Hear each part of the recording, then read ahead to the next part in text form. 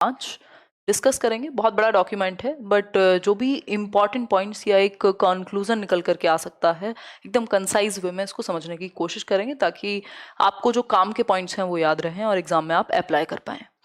तो डिस्कस करेंगे एनसीएफ को। होपफुली आप सभी बेहतर होंगे। सभी को गुड इवनिंग, नमस्कार, राम राम, सत श्री अकाल, अस्सलाम वालेकुम, whatever you feel connected with. Start करेंगे एनसीएफ 2005। इसके बारे में सारी चीज़ें जानेंगे जो भी महत्वपूर्ण है, जो भी इंपॉर्टेंट पॉइंट्स हैं। अदरवाइज तो ये अपने आप में 100 कुछ पेज का डॉक्यूमेंट है, इतनी मोटी बुकलेट आती है, तो वो तो आप पूरा तो वैसे भी नहीं याद रख सकते हैं। तो डिस्कस करेंगे, आ जाओ एक बार। बहुत बढ़िया। कोई कह रहा है गुड मॉर्निंग, सही है, जब जागो तभी सवेरा है। बहुत बढ़िया। तो एनसीएफ 2005 की यदि हम बात करें तो ये एक डॉक्यूमेंट है। अगर हम बात करें ये है क्या, जो लोग नई तैयारी शुरू करते हैं वो कहते हैं है क्या ये। तो एनसीएफ, जिसका पूरा नाम है national curriculum framework, national curriculum framework, अब इसके आगे लिखा हुआ है 2005, यानी 2005। इसका मतलब क्या हुआ, इससे पहले भी आया होगा ये, है ना। तो एनसीएफ एक डॉक्यूमेंट है, एक करिकुलम है, एक पाठ्यचर्या है। करिकुलम क्या होता है, जिसमें आपके स्कूल में जितनी भी एक्टिविटीज होनी है उन सबका कच्चा चिट्ठा होगा, हर एक एक्टिविटी, और सिलेबस इसका जस्ट एक पार्ट है। तो पूरा एजुकेशन सिस्टम को एक तरीके से एक गाइडलाइंस मिली कि भाई ये जो करिकुलम है, जो नया करिकुलम है, इसके बेसिस पे हमें अपने पूरे एजुकेशन सिस्टम को डिजाइन करना है। चाहे वो हमारा सिलेबस हो, चाहे वो टीचर्स का पढ़ाने का तरीका हो, चाहे वो बच्चों के सीखने का ढंग हो, है ना। बच्चों की बेहतरी के लिए कोई भी एक डॉक्यूमेंट आता है। तो ये 4th डॉक्यूमेंट था, ये 4th एनसीएफ है आज तक का। पहला है 1988 1975 में आया, 1975 में पहला एनसीएफ। अगर पूछ ले के कब कब एनसीएफ आए, 1975, देन 1988 यानी 1988, देन ईयर 2000, 2000, सन 2000 में, और ये 4th एनसीएफ था जो 2005 में आया। हमारी व्यवस्था कह सकते हैं कंपैरेटिवली ढीली है, अभी तक जो है नई चीजें लागू होंगी धीरे धीरे, बट अभी इसी को हम आज तक फॉलो करते आ रहे हैं। ठीक, तो ये कुछ 4 एनसीएफ हैं हमारे पास। हालांकि इसमें बहुत सारी चीजें ऐसी हैं जो शायद जमीनी स्तर पे आज तक भी लागू ना हुई हो, बट गाइडलाइंस अच्छी हैं। ठीक, तो एक एनसीएफ टीई है जो आपको कहीं कहीं देखने को मिलेगा और क्वेश्चन ऑप्शन देकर के कंफ्यूज भी कर सकता है। एनसीएफ टीई अलग है एनसीएफ से। एनसीएफ टीई 2009 में आया था टीचर एजुकेशन के लिए। टीई का मतलब है टीचर एजुकेशन। ठीक, ये नॉर्मल एनसीएफ है, ये एनसीईआरटी के द्वारा प्रिपेयर किया जाता है, जो national council of educational research and training है। देश भर में स्कूल्स में जो सिस्टम है उसमें बेहतरी के लिए जो एनसीएफ्स हैं वो एनसीईआरटी के द्वारा ही चारों के चारों प्रिपेयर किए गए। लेकिन ये जो एनसीएफ टीई है, यानी national curriculum framework for teacher education, teacher education के लिए भी तो एक फ्रेमवर्क चाहिए ना। तो ये जो टीचर एजुकेशन के लिए फ्रेमवर्क है, ये क्या है, ये एनसीटीई ने बनाया था, तो इससे कंफ्यूज नहीं करेंगे इसको। एनसीटीई एक अलग व्यवस्था है जो रेगुलेट करती है टीचर एजुकेशन को। एनसीटीई की full form national council for teacher education. ठीक है बात, तो ये अलग है। यहाँ पे हम बात कर रहे हैं नॉर्मल स्कूल वाले करिकुलम की, जो बच्चों के लिए है, टीचर्स के लिए है, लेकिन ये सिर्फ टीचर्स के लिए था, एनसीएफ टीई। इसकी चर्चा कभी और करेंगे। ठीक है बात, तो ये 4th एनसीएफ है जिसको एनसीईआरटी ने प्रिपेयर किया, और ये कहता है कि भाई बच्चों से ना एक तो बर्डन कम कर लो। जो मेन उद्देश्य था वो यही था कि एक रिपोर्ट थी 1993 की, 1993 की, प्रोफेसर यशपाल की हेड करते हुए उन्होंने एक रिपोर्ट थी समिति की, जिसका नाम है लर्निंग विदाउट बर्डन, यानी शिक्षा बिना बोझ के। कि जो हमारा एजुकेशन सिस्टम है वो रटने पे ज्यादा जोर दे रहा है, वो एक तरीके से रिजिडनेस है एग्जामिनेशन की, डर है एग्जामिनेशन को, बस्ता है भारी लेकर के, बच्चे से भारी बस्ता है जो वो स्कूल लेकर के जाता है, जो बैग है उससे भारी है ना। तो वो बर्डन को कम किया जाए, शिक्षा बिना बोझ के। ये एक रिपोर्ट थी कमेटी की जिसपे इसको पूरा आधार बना करके डिजाइन किया गया। एक बार मैं देख लेती हूँ ये ठीक से चल रहा है कि नहीं, है ना। एक नया टाइम टेबल कह लीजिए आप लेट्स लर्न के लिए जल्दी ही आपके सामने प्रस्तुत होगा। कुछ परिवर्तन करेंगे हम लोग। ठीक चल रही हैं चीजें, चलिए बहुत बढ़िया।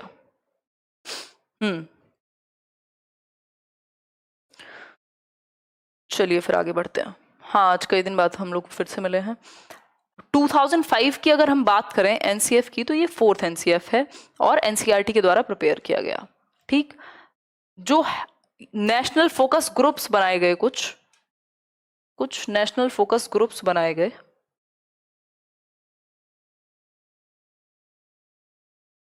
ठीक, नेशनल फोकस ग्रुप्स बनाए गए, 21 नेशनल फोकस ग्रुप बनाए गए, मतलब बेसिकली अलग अलग ग्रुप्स बने जिन्होंने अलग अलग अपनी चेंजेस के प्रावधान दिए। नेशनल फोकस ग्रुप कितने? 21, ठीक।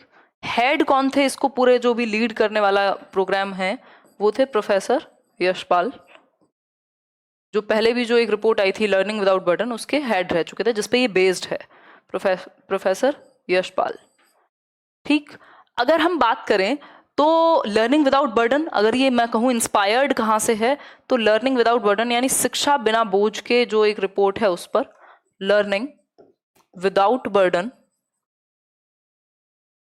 इसके अलावा अगर हम बात करें तो एक NPE, national policy of education 1986 की जो नई मतलब शिक्षा नीति कहेंगे जिसको, नेशनल राष्ट्रीय शिक्षा नीति, इन दोनों से ये कहेंगे इसका जो इंस्पिरेशन है वो ड्रॉ किया गया कि हमें जरूरत पड़ी एक ऐसे डॉक्यूमेंट की जिसमें बच्चों की भलाई के लिए, जिसमें आप बच्चे को बाहर की लाइफ से या रियल लाइफ से कनेक्ट कर पाए, उसकी स्कूल की लाइफ को, ठीक। तो ये एक बेसिक बात है। अगर मैं बात करूं तो ये जो एनसीएफ है ये बेस्ड है एक तरह की, हम कहेंगे फिलॉसफी पे, इतना नोट कर लिया होगा होपफुली आपने। और वो फिलॉसफी क्या है या वो स्कूल ऑफ साइकोलॉजी क्या है जिसपे ये बेस्ड है, क्वेश्चन पूछ भी लिया जाता है। तो आपको पता होना चाहिए कंस्ट्रक्टिविज्म यानी रचनावाद एक ऐसा क्षेत्र है। क्या है? रचनावाद, कंस्ट्रक्टिविज्म। टैगोर से भी इसको जोड़ करके देखा गया, उस पर भी समझेंगे अभी। कंस्ट्रक्टिविज्म यानी रचनावाद। रचनावाद बात करता है बच्चे के करके सीखने की, कि बच्चा कैसे सीखे, करके सीखे, ग्रुप्स में सीखे, एक दूसरे के कोलैबोरेशन से सीखे, एक दूसरे के सहयोग से सीखे, प्रोजेक्ट मेथड के थ्रू सीखे, है ना, ऐसी एक्टिविटीज करके सीखे जो उसके रियल लाइफ में प्रॉब्लम्स को सॉल्व करें। तो प्रॉब्लम सॉल्विंग पे, समस्या समाधान पे फोकस रहा, क्रिटिकल थिंकिंग, तर्क का प्रयोग कर सके बच्चा, है ना, उसकी जो एक मौलिक विचार है वो बाहर आ सके। तो रचनावाद इन सब चीजों पे फोकस करता है, यानी करके सीखने पे फोकस करता है, रोट लर्निंग पे नहीं, रटने पे नहीं, करने पे। रोट लर्निंग, रटने पे नहीं, डूइंग यानी करके सीखने पे फोकस हो। यही आप समझ सकते हैं कि पूरा डॉक्यूमेंट इसी बात को मानेगा कि बच्चा एक्टिव होना चाहिए। लर्निंग वो है जो वो सक्रिय रूप से निर्मित करता है, जैसा कि पियाजे और वाइगोस्की कहते हैं। क्यों? क्योंकि वो भी रचनावादी हैं, कंस्ट्रक्टिविस्ट हैं। तो ये रचनावाद से इंस्पायर्ड है। और रचनावादी कहते हैं कि टीचर क्या होगा, रचनावाद में टीचर का जो रोल है वो कैसा हो, तो ये आपको पता हो। और कंस्ट्रक्टिविज्म भी संबंधित है कॉग्निटिविज्म से, संज्ञानवाद से, इन केस जरूरत पड़े तो। अगर मैं बात करूं तो टीचर का कैसा रोल हो, तो टीचर होना चाहिए फैसिलिटेटर, यानी सुविधा दाता होना चाहिए। अपॉर्चुनिटी क्रिएट करे, सीखने के अवसर प्रदान करे, सीख तो आप खुद लेंगे, है ना, आपके लिए यानी बच्चे के लिए एक अपॉर्चुनिटी या ऐसा माहौल तैयार किया जाए जहां वो सीख सके खुल करके। क्लियर है बात? सुगम करता, या फिर आप इसको कह लीजिए, फैसिलिटेटर को आप क्या कहेंगे, सुविधा दाता कह लीजिए, सुविधा दाता। ये बिल्कुल टू द पॉइंट हम बात कर रहे हैं, जो काम की बातें होती हैं, अदरवाइज इसको डिटेल में हम करना चाहेंगे तो पता नहीं कब तक करते रहेंगे। ठीक है, तो हम कह सकते हैं कि यहाँ करने पे फोकस है, करके सीखने पे फोकस है, रचनावाद से ये बेस्ड है। रचनावाद कहता है टीचर का क्या रोल होना चाहिए, फैसिलिटेटर का, सुविधादाता का, अपॉर्चुनिटी क्रिएट करे, स्टेज सेटर हो कि भाई स्टेज बना दी, अब खुद से करो, है ना, जहां जरूरत हो वहां अवेलेबल हैं आप। ठीक है बात, लेकिन बच्चा एक्टिवली सीखेगा। क्लियर हो गई बात?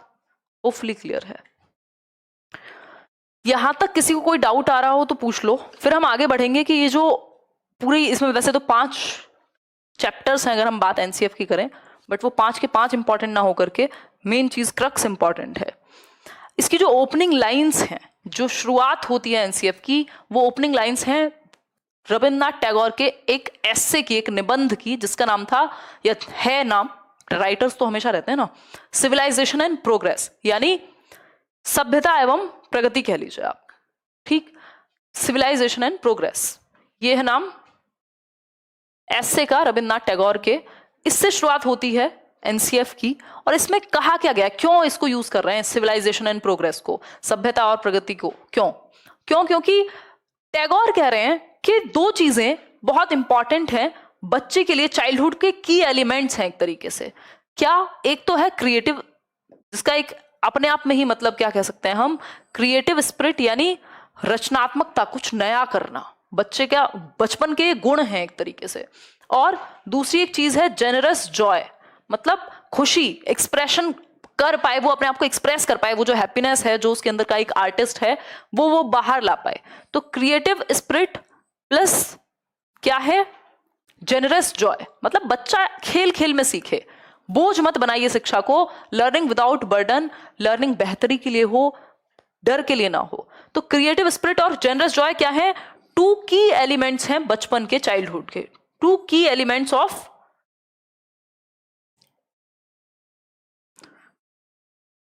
टू की एलिमेंट्स, यानी दो ऐसे तत्व हैं जो बचपन की विशेषता को जाहिर करते हैं।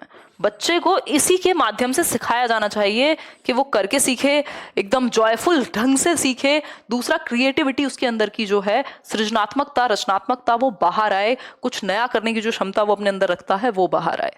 ठीक, ये क्वेश्चन पूछा जा सकता है। सिविलाइजेशन एंड प्रोग्रेस जो एस्से है रविन्द्रनाथ टैगोर का, उससे शुरू होता है एनसीएफ, या ओपनिंग लाइन ये है जिसमें उन्होंने बेसिकली बात की है कि बच्चे के अंदर दो की एलिमेंट्स हैं बचपन के, यानी दो बहुत महत्वपूर्ण तत्व हैं। एक है क्रिएटिव स्पिरिट यानी कुछ नया करने की क्षमता, दूसरा जनरस जॉय यानी वो एंजॉय करे लर्निंग को, ऐसे सिखाइए कि मजा आ जाए, है ना। 4 घंटे की एक यहाँ मैराथन पड़ी हुई है लेट्स लर्न पे, और भी कई कई घंटे के हैं। 18 लाख लोग, 20 लाख लोग, इतने छोटे से डोमेन में जहां पेपर ही 10 लाख लोग देते हैं मुश्किल से, अलग अलग एग्जाम्स को मिला करके देख चुके हैं। क्यों? क्योंकि वो इंटरेस्टिंग है, सीख पा रहे हैं हम, शायद मैं ऐसा मान के चल रही हूँ, है ना, ये ऐसे नार्सिसिज्म की बात नहीं। तो सिविलाइजेशन एंड प्रोग्रेस यानी क्रिएटिव स्पिरिट, जनरस जॉय, दो की एलिमेंट्स बचपन के, और इन्हीं को बना के रखना है। इन शॉर्ट अगर मैं कहूं, आपको बच्चे को और खुद को बाहर की दुनिया से या रियल लाइफ से जोड़ना है, उनको रटवाना नहीं है। ये एक बेसिक बात है एनसीएफ की। अगर बात करें तो 5 गाइडिंग प्रिंसिपल्स हैं।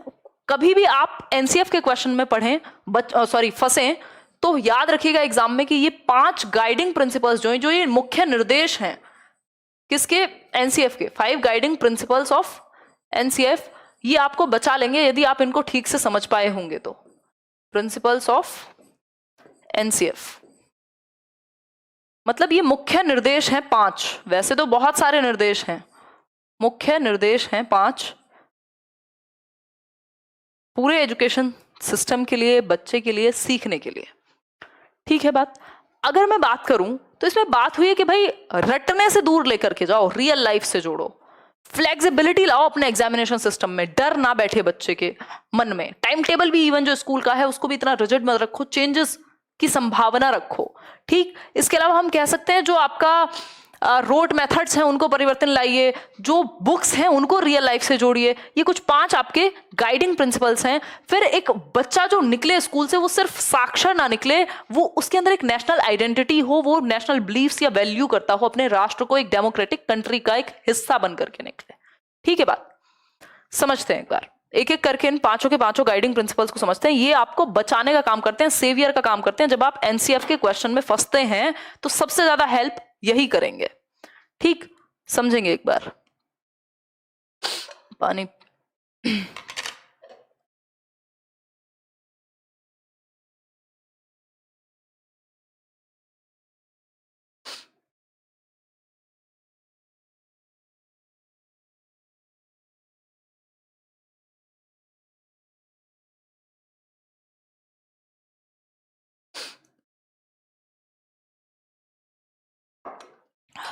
देखिए, अगर हम बात करें इंग्लिश टीचिंग मेथड में कराऊंगी, इंग्लिश पेडागोजी करेंगे कल एक सेशन में, और फिर पैटर्न थोड़ा बदलेगा पढ़ने का। बहुत दिन से थियरीज चल रही हैं, जो आपका यूपी टेट और रीट का मेन सिलेबस है वो हम खत्म कर चुके हैं। कुछ टॉपिक्स हैं जो आप पुरानी प्लेलिस्ट से देखने के लिए मैं रिकमेंड करूंगी। ठीक, क्योंकि डीट प्लस भी आ चुका है, कई लोगों को प्रैक्टिस भी करनी है। अगर हम बात करें to shift from rote method यानी रटने से शिफ्ट कर दो, ये गाइडलाइन है, ये निर्देश है एनसीएफ का कि रटने से शिफ्ट कर दो भाई, मतलब रट्टा मतलब वाओ, रटंत विद्या चलंत नाही, ऐसा कहा जाता है। मतलब रोट लर्निंग से, रोट का मतलब ये है रटना, रटने से दूर लेकर के जाओ बच्चे को, उसको लाइफ से कनेक्ट करो, है ना। जो भी आप क्लासरूम में सिखा रहे हो, कनेक्टेड टू लाइफ इटसेल्फ। भाई जीवन में आना चाहिए ना प्रयोग, तो जो इस्तेमाल है आपके सिखाने का वो लाइफ में अगर काम ना आए तो कोई पॉइंट तो हुआ नहीं। तो कनेक्टेड टू लाइफ इटसेल्फ, जो रटने की बजाय फोकस किस पे हो, जिंदगी से जोड़ने पे हो, ताकि क्योंकि आपके लिए मीनिंगफुल क्या है, जो कंस्ट्रक्टिविज्म है, जो रचनावाद है जिसकी अभी बात कर रहे थे हम, जिसपे ये पूरा एनसीएफ बेस्ड है, वो कहता है लर्निंग होनी चाहिए मीनिंगफुल, यानी कि अर्थपूर्ण होना चाहिए, अधिगम मीनिंगफुल होनी चाहिए। क्या? लर्निंग की जो प्रोसेस है, जो सीखने सिखाने की प्रक्रिया है, वो होनी चाहिए अर्थपूर्ण, मतलब जिसका कोई मीनिंग हो, जिसको आप जीवन से जोड़ करके देख पाए, जो आपके लिए महत्वपूर्ण हो। अर्थपूर्ण होना चाहिए। जो अधिगम है, मतलब क्या हुआ, आपको फर्क ही नहीं पड़ता, जिस चीज को कभी आपने फील नहीं किया, जिस चीज को आप जानते नहीं, बस आपने थियोरी में डेफिनेशन रट ली उसकी, वो चीज आपके काम की नहीं है। यदि उसी चीज को आपके जीवन से जोड़ दिया जाता, कुछ ऐसे एग्जाम्पल्स मिल जाते, कुछ ऐसी एक्टिविटीज हो जाती जो आपने रियल लाइफ में देखी होती, तो आप कभी भूल नहीं सकते। जैसे ही चीजें आपसे जुड़ती हैं आप भूलते नहीं हैं, ठीक। तो मीनिंगफुल होनी चाहिए लर्निंग, रटने से दूर शिफ्ट कर दें हम, लर्निंग को दूर लेकर के जाएं रटने से, ऐसा स्कूल्स को करना चाहिए, ठीक है। ये करिकुलम में हमारे परिवर्तन हो, पूरी सारी जो भी एक्टिविटीज हैं वो इस तरह का परिवर्तन वहां आना जरूरी है। दूसरा है connecting knowledge to life outside the school, मतलब जो ज्ञान है जो आप सिखा रहे हो क्लासरूम में, उसको आपको बाहर की दुनिया से जोड़ना है। जो भी आप सिखा रहे हो, क्लासरूम की जो लर्निंग है, जो नॉलेज है, जो भी आप सिखा रहे हो, उसको बाहर की दुनिया से, जहां सोसाइटी है, कम्युनिटी है, जहां प्रॉब्लम्स हैं, रियल हैं, वहां से जोड़ना है। तो रियल लाइफ से जोड़ना है क्लासरूम लर्निंग को, ठीक। वास्तविक जीवन से जोड़ करके हम सिखा पाएंगे तो वो लॉन्ग टर्म में चलेगी, ठीक। एक तो रटवाना नहीं है, दूसरा रटवाने की जरूरत ही नहीं पड़ेगी, जैसे ही आप बाहर की दुनिया से जोड़ दोगे क्लासरूम को। भाई इतना कंफर्टेबल बच्चा क्लासरूम में फील करे, इतना ही एंजॉय वो करे क्लासरूम के अंदर जितना वो घर बैठ के कार्टून देखते हुए करता है। लर्निंग इतनी मीनिंगफुल होनी चाहिए। आपने बाहर की दुनिया से, जिस दुनिया से वो बिलोंग करता है, जहां से वो आया है, वहां से आप कनेक्ट कर रहे हैं उसको, चाहे एग्जाम्पल्स के थ्रू, चाहे कुछ प्रोजेक्ट्स देकर के, चाहे कम्युनिटी में कुछ कोलैबोरेटिव प्रोजेक्ट्स करा रहे हैं, कुछ एक्टिविटी इस तरीके की करा रहे हैं, कोई नुक्कड़ नाटक है, 70 तरह की चीजें हो सकती हैं। आगे बढ़ेंगे। थर्ड जो आपकी गाइडलाइन है, थर्ड गाइडलाइन है examination should be more flexible, यानी लचीला हो। जो एग्जामिनेशन सिस्टम है वो लचीला होना चाहिए, रिजिड नहीं होना चाहिए, है ना। तो अभी तभी आप देख रहे हैं कि ये सीसी को बेसिकली रिकमेंड करते हैं, एक तरीके से सीसी की वकालत करते हैं एक तरीके से, जो कॉन्टिन्यूअस एंड कॉम्प्रिहेंसिव इवैल्यूएशन है। यानी बच्चे को आप ऑलमोस्ट हर एक ढंग से होलिस्टिक वे में जांच पाओ, उसका सर्वांगीण विकास हो पा रहा है एजुकेशन से या नहीं, ये आप जांच पाओ। होलिस्टिक का मतलब है सर्वांगीण, यानी सिर्फ दिमाग से रिलेटेड या सिर्फ पेन पेपर से रिलेटेड नहीं, आप उसके शारीरिक विकास पे भी फोकस कर रहे हैं, उसके मानसिक विकास पे भी फोकस कर रहे हैं, उसके सामाजिक विकास पे भी फोकस कर रहे हैं, और उसके सामवेगिक यानी इमोशनल डेवलपमेंट पे भी फोकस कर रहे हैं। बेसिकली हम मेन जो डोमेन है उसके डेवलपमेंट के, वो 4 डोमेन पढ़ते हैं।